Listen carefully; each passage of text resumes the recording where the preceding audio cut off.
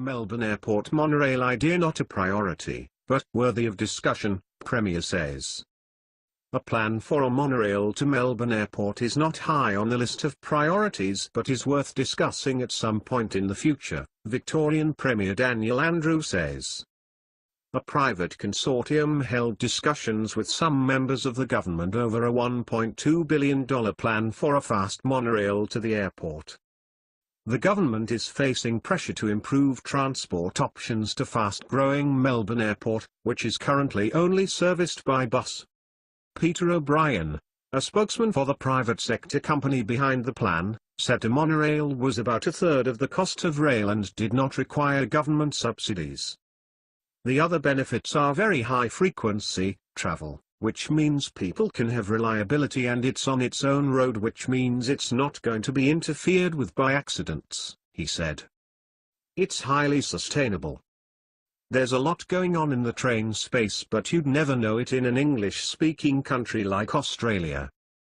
Mr. Andrews confirmed some members of the government had been briefed on the plan. This is not an unworthy project, he said. I've always said there will be a time when additional services, public transport, train services of some configuration would be important for Melbourne Airport, a great asset to our state, a big employer, curfew-free. But Mr. Andrews said the sequence of the projects was very important, although the monorail plan was not high on the agenda at the moment.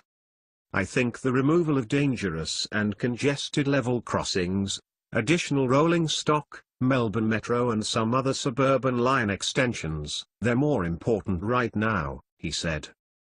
Infrastructure Victoria makes the point this week that there's additional capacity for bus services, more of them, faster bus services. We want to explore that properly.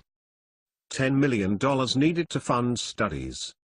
Mr. O'Brien said the consortium needed about $10 million in funding to conduct the studies needed before proceeding with the plan, but there was no appetite for that type of risk-taking in the private sector. There's been a sea change in transportation technology, he said.